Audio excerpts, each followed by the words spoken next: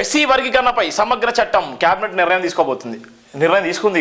నిర్ణయం ఏదైతే నిన్న జరిగినటువంటి క్యాబినెట్ ఆమోద ముద్ర వేసింది. ఏదైతే ఎస్సీ వర్గీకరణ సంబంధించి బీసీ చట్టం కానీ ఎస్సీ చట్టం కానీ ఈ రెండు కూడా అసెంబ్లీలో చట్టం చేయబోతుంది. దీనికి సంబంధించిన ప్రధాన అంశాలు కూడా ముఖ్యమంత్రితో పాటు క్యాబినెట్ సంబంధించిన మంత్రులు, గవర్నమెంట్ సిఎస్, చీఫ్ సెక్రటరీ అందరూ కూడా నిన్న చెప్పినట్టు సందర్భాలనే వాళ్ళందరూ కూడా నిన్న ఏదైతే ఉందో ఎస్సీ వర్గీకరణ 60 ఏళ్ళ పోరాటం 60 ఏళ్ళ కళ 30 ఏళ్ళ పోరాటం కూడా అది ఒక చట్టం కాబోతుంది. ఆ చట్టం ఏ విధంగా కాబోతుందో ఆ చట్టంలో ఏమైనా మార్పులు చేర్పులు చేస్తున్నారు, లేకపోతే యథావిధిగా అవుతుందా, లేకపోతే అంటే షమీమ్ అఖ్తర్ కమిషన్ అదే విధంగా కొనసాగేటువంటి పరిస్థితి ఉందా, లేకపోతే ఏమైనా మార్పులు చేర్పులు చేస్తున్నారా అనేటువంటి ప్రధానంగా కూడా జైవింద్ర పత్రికలో రాసినటువంటి ప్రధాన వార్త కూడా ఉంది. దానికి సంబంధించిన వార్తలతో పాటు జైవింద్ర పత్రికలో ఉన్నటువంటి వార్తలతో పాటు నమస్తే తెలంగాణ వార్త కూడా ఇదే రాశిలో బీసీ కోటాపై తీర్మానం. ఇక్కడ బీసీ కోటాపై తీర్మానం, ఎస్సీ వర్గీకరణపై సమగ్ర చట్టం కేబినెట్ నిర్ణయం. స్థానిక సంస్థల విద్యా ఉద్యోగుల్లో 42% బీసీ రిజర్వేషన్. అసెంబ్లీలో 2 వేర్వేరు తీర్మానాలు ప్రవేశపెట్టి ఆమోదిస్తాం.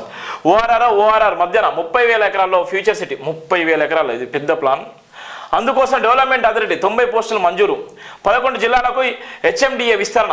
మహిళా శక్తి పాలసీకి ఆమోదం. టీటీడీ తరహాలో యాదగిరి లక్ష్మీ నరసింహ బోర్డు ఏర్పాట్లు. కేబినెట్ నిర్ణయాలు మంత్రులు పొంగులేటి, పొన్నం ప్రభాకర్ వెల్లడి. బీసీలకు స్థానిక సంస్థలు 42% రిజర్వేషన్ అమలుపై అసెంబ్లీలో తీర్మానం చేయాలని రాష్ట్ర మంత్రివర్గం నిర్ణయించింది. ఎస్సీల వర్గీకరణపై ముసాయిదా బిల్లుకు ఆమోదం తెలిపింది.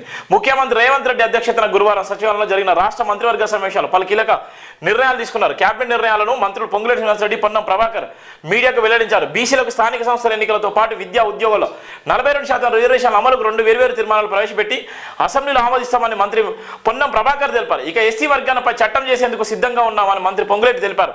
భవిష్యత్తులో ఎలాంటి న్యాయపరమైన చిక్కులు రాకుండా రాబోయే అసెంబ్లీలో చట్టం తేవాలని నిర్ణయించినటువంటి నేపథ్యం కూడా ఉంది. ఒక పక్కన చట్టము, మరో పక్కన చిక్కులు అంటున్నారు. చిక్కులు ఎందుకు వస్తాయి? చట్టం మీరు చేస్తున్నారు కదా, చట్టం చేసినప్పుడు చిక్కులు ఎందుకు వస్తాయి? చిక్కులు అనేటువంటి మాట ఎందుకు వస్తుందో అర్థం కాని పరిస్థితి. ఇలా ఎవరిని మాపి పెడుతున్నారు, ఏం చేస్తున్నారు అర్థం పరిస్థితి. సీఎం వర్సెస్ మంత్రులు. కొడంగల్ లిఫ్ట్ అంచనా వ్యయం కేబినెట్లో వేడి చర్చ. సీఎం ప్రతిపాదనకు నిల్వ మంత్రి నో. మిగిలిన ప్రాజెక్టులు ఎండబెట్టి ఒక్కదానికే నిధులు ఇలా ఇస్తామన్న మంత్రులు. సీఎం వర్సెస్ మంత్రులు. కొడంగల్ లిఫ్ట్ ఇరిగేషన్ మంత్రికి సంబంధించిన దాని అంశంలో భాగంగానే అక్కడ ఎవరైతే ఉన్నారో ఉత్తమ్ కుమార్ రెడ్డి కూడా నో అని చెప్పిన నేపథ్యం కూడా ఉంది.